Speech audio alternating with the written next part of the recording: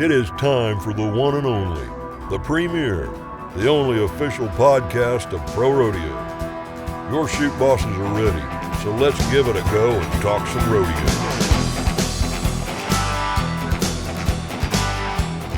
Hello everyone and welcome into another episode of the Chute Bosses. It's Tanner Barth, Tracy Rink. We're sitting down. We're going to have a great show coming your way here on this episode, Tracy. And I can't wait for the back end of the show because we're going to sit down with what I consider to be three of the best videographers the sport of rodeo has to offer. You know, you've got a guy like Randy Quartieri who, you know, kind of got things started. Chris Theulen, who now joins us here on the staff at the PRCA, comes in. And then you got the young gun coming up, Wyatt Wentz, who's doing great stuff. So I'm interested to see, that there's some guys that maybe don't get as much credit as they should. Yeah, and they do great things. I mean, video tells stories like nothing else. I mean, the written word's great, but man, video just takes it to the next level, and these guys are some of the best. Yeah, so we can't wait to sit down. We'll chat with them, talk a little bit about, how they got into rodeo, why they chose videography, and, how they can go about telling stories and different things like that. But as we always do here on the show, we're going to kick things off, Tracy, with a segment that I love to talk about a little bit. It's our Pro Rodeo props. And this one, usually we go off of somebody that's had a great performance, maybe a rodeo that just happened or something like that.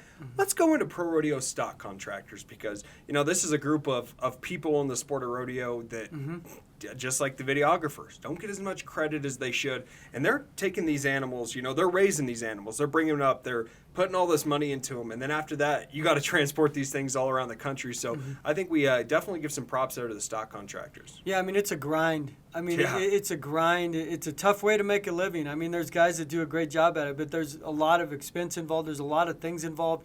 And you have to have great stock to even make a living at it. I mean, it's one thing to want to be a part of it, but you have to, ultimately the goal is to get your animals to the NFR, and that, you can make a living doing it. But the thing that I love so much about stock contractors is just a family tradition within most stock contracting companies. I mean, the Volds, the Butlers, go down the list, the Gays.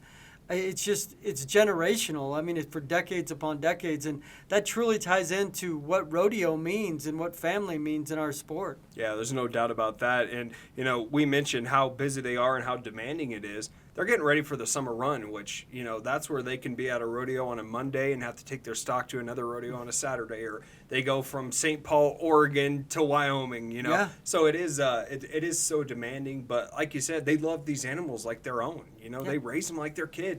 I think you talked to, I can't Chad remember. Birch, lunatic from hell. When that horse passed away, and you said that's like losing a family member. So and it is. Yeah, big props go out though to our Pro Rodeo stock contractors. We wanted to show them a little love here on the show. Let's get into the short round, and this is where Tracy, we got to start off with some unfortunate injury news. We always get injuries throughout the Pro Rodeo season, but rarely is it a world champ and a guy that's a mainstay at the Wrangler National Finals Rodeo, the National Circuit Finals Steer Opening. Two guys out with injuries. Rocky Patterson sideline, tore his ACL, messed up his knee, and then Taylor Santos hip injuries forces him out as well. So kind of a bummer there for sure. Yeah, Rocky's a four-time world champion. He's a first ballot Hall of Famer. No I doubt mean, he'll about get it, in. yeah. He's 58. This might be the end for him, unfortunately. I mean, to do what he does at 58, I'll explain this briefly. He won the average last year at the NFSR. At 57 years old. I mean, that's a tall task. I mean, Cole, his son, won the world championship, and he won the average. And that tells you what a great roper he is, and he's able to still do it against the young guns. But, he blew out his knee, and, I mean, it's not that he can't come back. It's just at some point the age, and it's a 6-month rehab. You tear an ACL. So that's highly unfortunate. And then Taylor Santos, I mean, we saw the same thing with Shad Mayfield.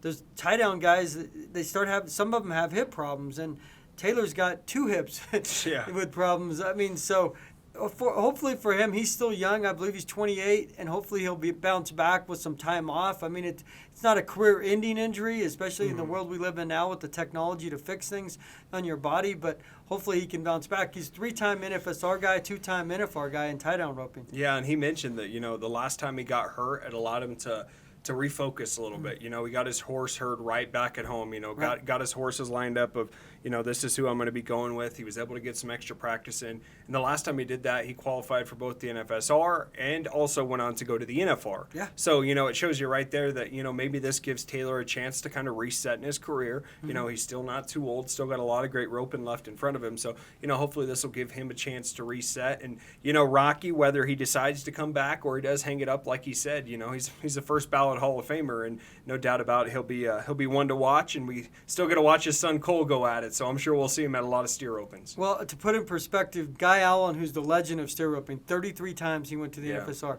28 times for Rocky Patterson. Jeez. There's no one even close. I mean, there's guys that have gone 20, but imagine going 28 times to the national event. I mean, that just explains how good he is. Yeah, impressive nonetheless. But we can't talk about injuries without bringing you up some good news here in the short round. How about Tyler Bingham, Tracy? This is a guy that just went down to the Cactus Jack Xtreme Bulls and flat got after it, and he got a big payday. The guy was setting, I think, 43rd in the world. Now he's all the way up inside the top 25. $15,000 payday and a big X Bulls win there for Tyler Bingham. Was a 3-time NFR guy the last time he went in 2020. Yeah. And the thing about Bingham, he's always had the talent. He's just getting up in age a little bit. I mean, 31 for a bull rider. The problem that he has, and he admits it, in the story that we have, is just his health, his injuries. I mean, and it's the nature of the beast with bull riding. When you get older, it's harder to recover. Your recovery time for an 18 or 19-year-old's a lot faster than, 28, 29, 30-year-old. Bingham's got the talent. The key for him is, after a big lick like this, 16 grand, can he stay healthy enough to keep the grind going? Well, yeah, and you mentioned, reading that story, he says, they ask a lot of these guys, what's it going to take to get back to the NFR? And they're like, well, I know the skills there. I just have to stay healthy for an entire season. It's going to come down to whether Bingham can do that as well. Speaking of some extreme events coming up, we got the Vitor Financial Battle of the Best Bronc match coming to Course Gold, California this weekend, Tracy. Can't wait. That's an event that started off as, I think, a fundraiser. Was it for the Fresno State rodeo team? And now it's turned into one of the biggest Bronc matches that Pro Rodeo has to offer. Yeah, I mean, they have the best of the best there. They break it down into a final round of 10, if I'm remembering right. But all the best Bronc riders go there. It pays $50,000. It's just like a Division I Extreme Bulls. I mean, that's what Uvalde pays, and Reno and San Antonio. And imagine $50,000. Imagine getting a $25,000 payday. A couple years ago, I know Dawson Hay almost won 25 grand there, and Brody Kress has had great luck there. I mean, it's just an NFR Invitational for those saddle bronc guys. And it's a sweet setting, You're like in the mountains there in California. It's only 1,000 seat arena, so they're right on top of you. So if you ever get a chance to go check it out, definitely go out to the Vitor's place, because it's kind of one of those once in a lifetime events, that's for sure. So that'll be happening this weekend. You can check it out. I think it'll be on the Cowboy Channel. It won't be streamed live. It'll be something that's broadcast in a couple of days after the fact. But they do some great work out there with video, and can't wait to check it out and see who gets that big bump in the season standings. We go into our 8 questions segment, Tracy, and we're going to sit down with another guy that rides some horses. 2023 Wrangler NFR bareback riding qualifier, Dean Thompson. Dean's one of the up-and-coming big personalities in rodeo. This guy is a ton of fun. He's not afraid to go out there, and, he may have gotten a haircut, but let his hair down. He goes out there and is a spurring machine, and, one of those young bareback riders that's really kind of take the pro rodeo world by storm. Yeah, he made his debut at the NFR last year. He got off to kind of a slow start this year, but things are really starting to roll. And his 8 questions, I mean, some of the guys have fun with it, and he did. No doubt about it. Let's go to our 8 question segment with Tracy Rink, Dean Thompson. Favorite movie? Braveheart. Favorite restaurant? Young Guns. Favorite TV show you binge watch? Seinfeld. What's the mascot at Western Texas? The Westerner. What's your favorite wrestling hold? Favorite wrestling Hold. Favorite wrestling move or hold? man. Left-handed headlock. Describe bareback riding in 1 word. Fish fight. Favorite horse you've ridden? Woo! Stevie Nicks. Favorite rodeo you enjoy going to? Pendleton, Oregon. If you weren't rodeoing, what would you be doing? WWE. And Tracy, you said that Dean had fun with it, and you could tell he did. He's a young guy, but also, he realizes that rodeo is a sport, but also it's meant to have fun. You're meant to go out there and enjoy time with your friends and try and make a living doing it. I mean, it's the greatest sport in the world if you're good at it. Oh, You get to travel the country and go anywhere and everywhere and hang out with your buddies and go to the bars afterwards, hang out, ride for 8. I mean, it's a great life. I mean, it's great to see a guy having that much fun, and he's good. I mean, and hopefully it continues. Yeah, no doubt about that. That's going to end it for our first segment here on the Chute Bosses. Don't go anywhere. We'll have much more coming your way. For the first time ever here on the show, we're going to have a historic NFR Ride of the Week. We'll break that down on the TV here behind us, and so much more coming your way right after the break. Farm life means always hoping for the best, but planning for uncertainty.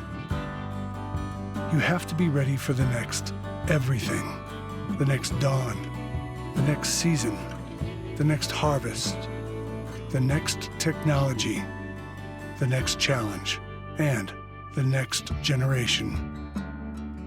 No matter what comes your way, we can help keep you ready for the next. Welcome back into the show, and we mentioned it, Tracy. We're going to have an historic NFR ride. First time we've done it here on the show. We'll set and break that down. But let's get things kicked off with our ProRodeo Hall of Fame Spotlight. And this is a good one, a pretty recent one. You know, in 2020, obviously, we had COVID, so we didn't have a Hall of Fame class. But technically, there were still people that were inducted, you know, well, back into April. So we're going to shine the light on Jim Sutton. You know, he's from one of those historic pro rodeo families. We talked about the stock contractors. You know, in 1968, he joins his dad. They start up this stock contracting firm in South Dakota, and it just takes off. And, you know, the rest is kind of spoke for itself what Sutton Rodeo has been able to do. Yeah, Hall of Fame stock contracting company. They're real big in the Dakotas. I mean, that's kind of their deal. That's their home state. But they've been incredible. They send stock to the NFR every year. I mean, and great, super nice people. I mean, we've crossed paths with them several times. They were at the Hall of Fame, and it's to see guys like Jim, and it's their life. It's their life, but it means so much to them. But to see them get rewarded and give them praise like this, it means a lot to them in the long run, and it shows what these guys do as stock contractors. I mean, and like you were saying before, people don't understand what they go through. I mean, it's a family business, but it's not the silver spoon business where you're just cashing checks. I mean, it's a lot of work, and they've done it since, you know, he's been involved with 68, and kudos to Jim. Yeah, some of these families, you know, you got 100 head of horses out there that you're trying to go out and feed and water and make sure they're fit, ready to rodeo. So it's definitely a big thing, and they've had some of the, you know, the biggest and the best in the sport of rodeo. You know, just looking at here, the program's produced 3 Horse of the Year winners. Great names as well. Saddle Bronc riding Deep Waters, bareback horse Big Bud, and then also the Saddle Bronc horse Chuckalator. Yeah. You know, so that they've done a lot of great things, and you know, they still continue to pump out stock up there in South Dakota. Yeah, I mean, the families, it's the traditional thing of what they've done, and they're still great at it. So why fix it if it's not broke? Yeah, and one of the accomplishments him and his wife had, Julie, they were the PRCA Danita Barnes Award recipients back in 2016. So definitely, you know, been honored for the work that they've done. They've done great work, so it's great to shine a light back there on Jim Sutton. All right, Tracy, let's get into this. For the first time ever here on the show, we're going to break down our NFR Ride of the Week. And for this one, we're going to have to go all the way back to 2007. We'll see if Andrew Rosario, our producer here, can get this video fired up. You can see it behind us. The video quality wasn't great, and but nonetheless, we'll break it down. Let's see. Will Lowe, 2007 NFR. The last 4 world titles. Gotta love Will Lowe's cowboy hats, though. No doubt about it. He's a guy that has always kind of, you know, done his own thing, went to the beat of his own drum, Tracy. And, you know, this was a matchup back in 07 when he was chasing an NFR average record. You know, it was right there for him. He matched up with Mossbrucker Rodeo's Magic Wars, and you can see it right here. I mean, talk about a wild bareback ride. It's crazy. I mean, you see this and watch it back on video that he didn't get bucked off. I mean, he did shortly after the whistle. Look how excited he is. I mean, you can just feel, look how young he is. He's still doing it today. He's still riding. But, I mean, they know what this means. I mean, you get a ride like that. They know what it means. How about 91.5 points? And we mentioned that allowed Will Lowe to go ahead and break that NFR average record, 846 points on 10 head. But that's just a fight. You know, we mentioned that wrestling sometimes can be a controlled fight. That's like a controlled car wreck. It's like, hey, hold on for your dear life. And and try and fight your way through it. But Will Lowe is just a guy that he's always had that, determination and grit and never backed down from a challenge. And he wasn't about to back down from Magic Wars. No, and he wins the average. He sets the record. He sets the arena record with that ride, 91.5 points. And he finishes second in the world, the ProRodeo Hall of Fame with Bobby Moat. Yep. He and Moat had some battles over there. They did, no doubt about that. And I'm firmly believing Will Lowe, if someone nominates him, he'll be in the Hall of Fame. I mean, it's just a matter, not if, just when. I mean, he's won multiple world championships, and he was in, like I said, the battles with Moat, but it's crazy that he's still going. I mean, you watched that in 2007. We're 17 years removed from that, and he's still out there. Still strapping it, getting that rigging on. And winning rodeos. Yeah. We just did some stuff fairly recently. He's winning rodeos still. Yeah, and he's one of those guys that, like you mentioned, Tracy, when you want to look back at people in rodeo that have came out and, battled their way through their career, and, Will Lowe's definitely one of those. So we hope you enjoy that segment. That's something we're going to try and keep doing here on the Chute Bosses, is just pulling up, whether it's a ride or a run, and we're just going to kind of break it down and take you back in a moment of history of what that ride was actually like. Fun and that, fact, too, yeah, go ahead, Andrew. That's one of Rocker Steiner's favorite rides to watch, too. Is it?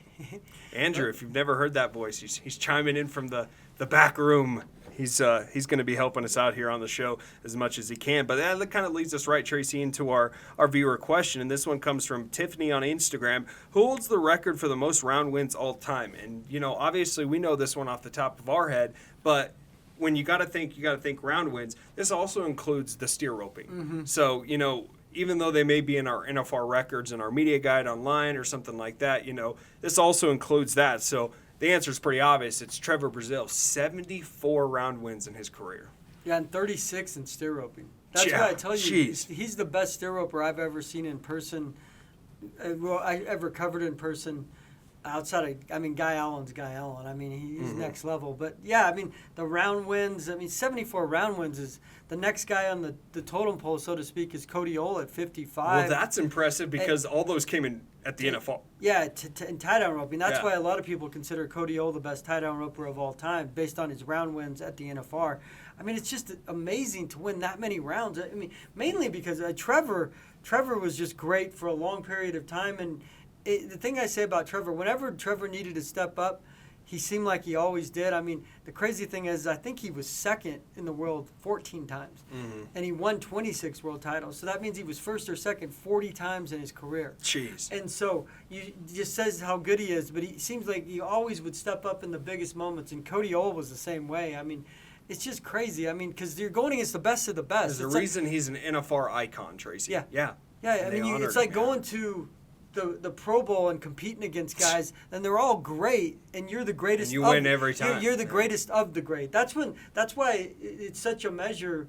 When guys win Super Bowls, that's how they get in the NFL Hall of Fame, the Pro Football Hall of Fame.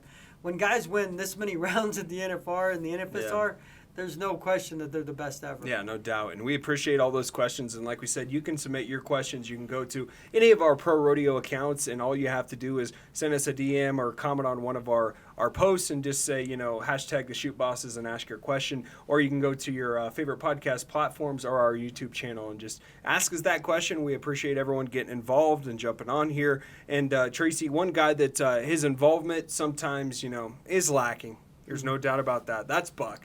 I don't know what he's been doing here recently. The last episode, the guy needs help, but I think he's also at a point in his life where he's got a really good chance to turn it around. Yeah, and I think he's trying to get fit in this episode. I think he's I don't know, it's not a Fitbit episode, it's about health. It's about Buck being a better, more fit person. Speaking about being a more fit person, the Chute Bosses Nation asked me a question. My time in the 40 is a 4.4, except it's not in a 40, it's in a 15-yard dash. I thought you were saying like Edward 40 hands. That's me like, yeah. That's me chugging. I'm in slow motion like Will Ferrell. Like, you're never going to be as good as Buck. Let's go down to him. Buck's legend. Yeah, he's got your Pro Rodeo word of the day. I'm Buck, official correspondent of the Chute Bosses, the official podcast of the PRCA. As you can see, when I listen to heavy metal, I like to lift heavy metal. Get over here, Casey. Let me finish this rap. That brings me to my word of the day. Metal. as in getting a gold medal at the Days of 47 rodeo. Yeah, can you hear what Buck's cooking? I'd like to hear.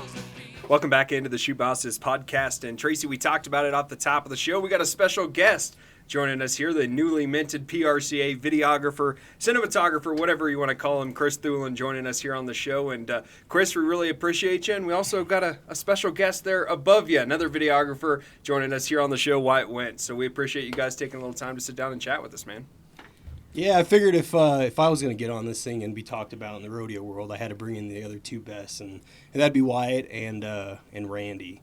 But Randy's putting down his little girl right now, so we'll just wait for him and he'll hop on. Yeah, we'll have Randy Quartieri joining us here in a little bit. Guys, first thing I just want to ask you, because, you know, we all know what you do. We see what you guys do in the arena. Why decide to take your skills in that direction and become a videographer? Because, you know, a lot of people would think, you know, if you've been around the rodeo lifestyle like Wyatt, you think, you know, you'd go into the bucking bull side of things. Why decide to become a videographer? You know, what made you want to do that? Wyatt Wentz, you want to touch on this first since you do come from a rodeo background? Man, truthfully, I've visited with my dad a lot about the buck and bull deal, and my dad's first generation stock contractor in the PRCA and in the PBR, and man, it's a tough road, truthfully. Not that the video is not a tough road, man, but just there's a lot less of us doing it, so truly it has been a little bit easier to get started. And man, I just saw the need. 2020 COVID came around and I saw all the rodeos got canceled, and so traveled around with the camera and interviewed some rodeo committees and put together a video for them to put on their rodeo weekend, man, and things just kind of snowballed. And I just saw how these rodeo committees work all year round to produce a rodeo, man. We need to show it off in the very best way we can. I like it. What about you, Chris? You know, you came from doing a little bit more of the, you know, the professional sports side of things with, you know, the Jets, the Lightning, the Phoenix Suns, the Cowboys, you name it. You know, why rodeo? You know, so I was actually working with the Cowboys 2016, and it was a weekend. And a guy who used to work for the Cowboys was now running a sports production company, and he texted someone asking if they can come down and shoot this rodeo. And he wasn't available, so he asked me, and I had never worked a rodeo before. And if you remember, it was 2016 or 2017, if you kind of remember that time in the National Football League, everyone was starting to kneel, and here comes Randy. We can get him to connect to his audio. Keep going. He's out in the boondocks. Yeah. Yeah, so, you know, it was the time in the league where everyone was starting to kneel, and I kind of felt a little awkward in that position. You know, I have a military family background. Randy! Hello. Oh, man, it's a good interruption to stop talking about me here. How you doing, Randy?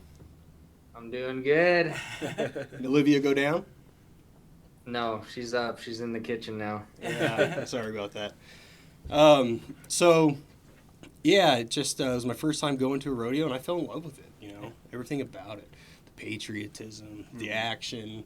You know, I used to compare, you know, people would say, oh, how do you pull focus on those NFL guys? They're so fast. And I started shooting barrel racing, you know. And I was like, you try pulling focus on that. So, yeah, it's kind of how I got into the rodeo world. And one thing about the rodeo world is a lot of stuff hasn't been done. Dime a dozen in any other sport. But you get into the rodeo world and there's so much opportunity for growth. So I think that was always kind of the most intriguing thing to me. Randy, we were just kind of chatting with these guys a little bit about, you know, what made them decide to not only become a videographer, but also do the rodeo side of things. You know, tell us your background a little bit and why you made that decision.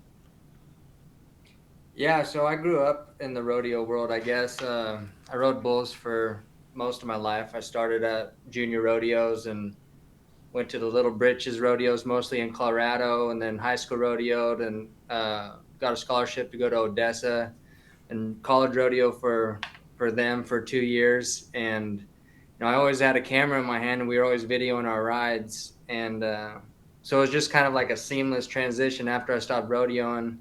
I seen an opportunity for video, and a lot of people weren't doing it at the time, so I was like, let's go for it. And it's turned into something really cool, and it's really amazing to see how far it's progressed over the past 10 years. So A question, and it doesn't matter who would answer. Obviously, people see the finished product, but what's the hardest part for you guys? Is it the editing? I mean, I'm assuming the average person thinks, oh, he shoots it and then drops it in, and it takes a half hour to do. What's the hardest part for you guys to make it look so good on the screen?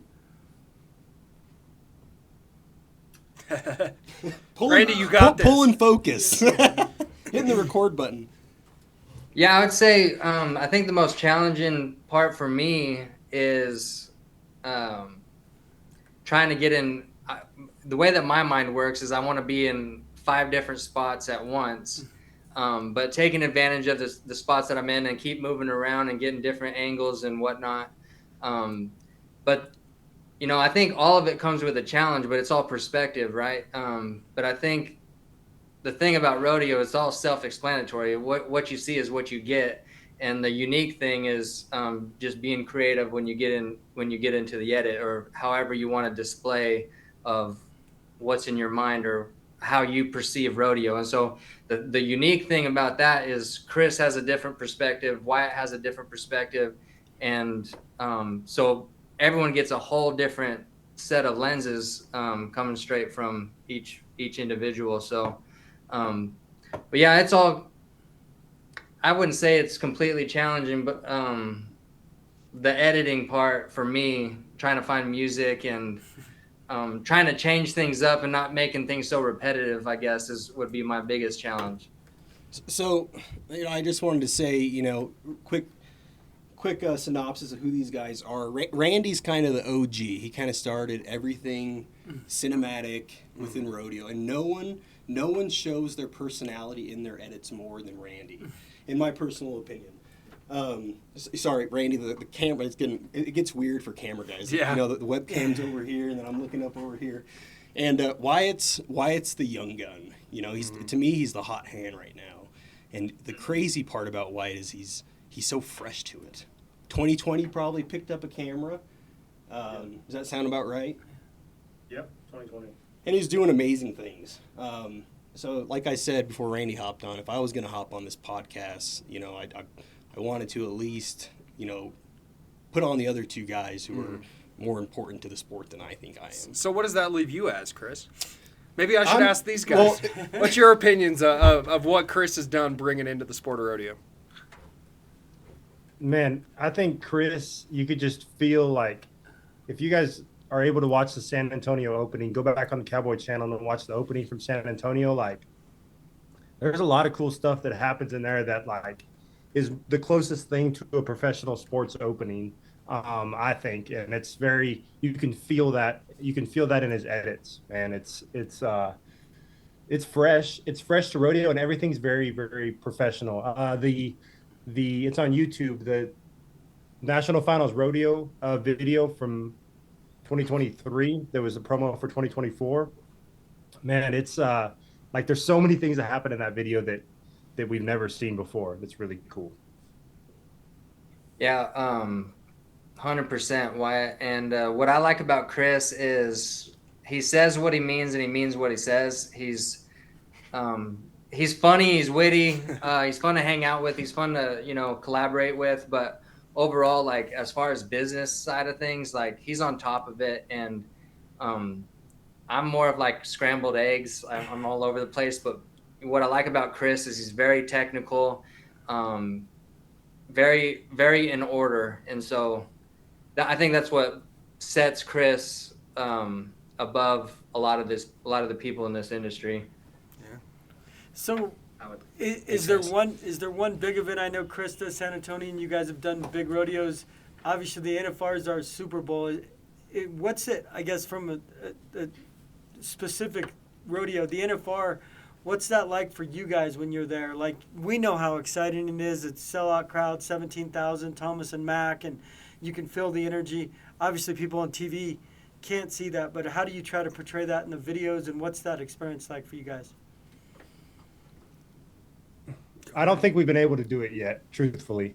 That's where I come from, is like the NFR is bigger than anything that we can describe or we've been able to show. And I think a unfortunately, it just hasn't worked out. All three of us haven't got to go and work at the same year. And I think when that happens, I think we'll really get to show it. It just, there's so much that happens, and there's so many different moving parts to it, and it happens so fast that it's going to take like a big team to come in there and really portray it. Because right now it's just, I feel like there's a lot of pressure on me whenever I shoot the NFR, because I can't do enough. I couldn't tell Kai's story enough this year. I can't, like, you just can't do enough. Yeah. One thing go ahead. What Randy. I've loved about the NFR when I'm there is the way that they put on the rodeo is unlike any other rodeo that you see. Like they run it smooth. Mm-hmm. You got the top 15 in each event, like the best of the best. And so every time you press record on your camera, it's going to be a great frame or a great shot. It's like other rodeos, you might have 7 guys in a perf that, are heavy hitters, but at the NFR, it's lights out. I mean, it's super exciting. And like touching base on what Wyatt was saying, I think there's an opportunity for if we were able to all get together and shoot it together collectively and coming up with a strategy. I think we can honestly help elevate the sport of rodeo. We can help tell a broader story of what actually takes place there. I mean, it's because for me, it means so much to me. Like rodeo is just, it's in my blood. Like I think about it every single day, and I'm super grateful that I'm able to have a camera and help tell that story. But I think if we can all get together and get some momentum, like I said, get a strategy as far as NFR, it would be a game changer. And I think it'd be exciting for people to consume, and it'd be entertaining and very informative. And so maybe fingers crossed that it's able to happen in the future. Well, you know what? I spent the whole day here at the office, at the headquarters, cutting through round number 1. So we do have things in the works. We're looking. We're going to put it out there, and we are. If you're a sponsor and you're listening, we are going to put it out there for to be sponsored. And I think if that can happen, and we make if it's on me right now, but if I make it happen this year, then at this NFR, we're all coming out, including the one guy who gets no appreciation there, Jorge Escalante. Hey, shout out Jorge. Shout out Jorge. One thing I want to ask you guys as we kind of get to talk about this a little bit is, have you ever had that moment when you were shooting something and you got done and thought, I can't believe I just got that on camera? Have you had those moments throughout your career? It can be at a rodeo, it can be anywhere. But have you ever had thought, when you shot that and you're just like, holy crap, I just got that on camera. Like, this is going to go viral. This kid will never forget this clip. Have you guys ever had that moment in your, videography career? I've had a handful of those come. The first thing that comes to my mind is Stetson on Chiseled. I don't know if it was round 4 or, but it was just, I was behind the buck and shoots, and typically I don't like to be behind the buck and shoots when I'm shooting bull riding. I just think you get a better feel for it in other places, but I just so happened to be in a pretty solid spot, and Chisel just was right there in the latch, and of course Stetson hammed him up, made a great ride, won the round, and and just seeing the emotion that he had through it all, and riding a bull like that is just, it's unmatched. And so that was a moment for me. I was just like, right on. Nice. Randy. Wyatt, what you got? Man, actually, one that was special to me, Derek Kobaba rode this bull at the PBR finals, and I happened to get the shot. But in the rodeo world, man, I can't help it. I think about the shots that I missed more than the shots that I got. But this year, one that sticks in my mind, this year at San Antonio, Rocker won the bareback riding. I knew that where this horse was going to go straight to me, and man, everything worked out. And usually in a shot, like if we shoot an entire ride, especially the bareback riding or the Bronc riding, something will be out of focus at some point. But in that ride, I happened to get the whole ride, whole celebration, and man, that just felt good. Yeah. What Wyatt could see his Instagram reel, just numbers in his head. Yeah, exactly. How many views did you get on that? I don't even think he heard you. How many views do you think you got on that, Wyatt? Just dead I don't know. I don't know. Dead silence. What about you, Chris? What stands out to you, man? You know, mine doesn't come from a successful ride, but obviously when JB, made it to the NFR 2022, Randy, that's his buddy, so you can correct me here, but I think it was round 2. Round 2, yeah. He split the round 1 win. Yeah, he split the round 1 win. Round 2, he gets wrecked. And, I've always kind of just pulled my camera off when someone gets hurt like that. It's like, out of respect, I stop. But he's right in front of me. So I'm like, in my head, I just remember thinking, oh, hope he's okay, and then this is a huge moment in history. Yeah. I should probably roll on. Could have been his first and only NFR. Yeah. So I just went right back and pulled focus, and he gets up, and it's something out of Gladiator, His blood is dripping down his face, and I don't think that shot's ever actually been played. A picture has been put out there, but the shot's never been played. But yeah, I think as far as like crazy moment, I think that too. And in the rodeo world, I've gotten starstruck twice in professional sports. One was Tony Romo. He walks in the locker room, and Tony Romo's like, I watched this guy growing up. I'm not the biggest fan, but and JB Mooney, So. Well, that was an iconic photo. That's a photo that went everywhere. Just the blood coming down his face. It looked like what you would think of if you look at sort of a movie. A background to a movie that's coming out. JB Mooney, conquers the NFR. That type of thing. Yeah. But yeah, that was sweet, man. Yeah, for sure. Well, he's the John Wayne of rodeo. I mean, if there's ever a John Wayne cowboy, it's JB Mooney. It's unfortunate he didn't start riding for the PRCA years ago, but at least we got enough of him to at least understand the magnitude and the popularity of JB Mooney, and he's doing other things with Kai Hamilton and different guys. So yeah, I can imagine. I mean, JB's just the thing about JB that's cool. I mean, I'd go on a tangent here. He's just such a great guy. Like when you talk to him, some athletes are unapproachable.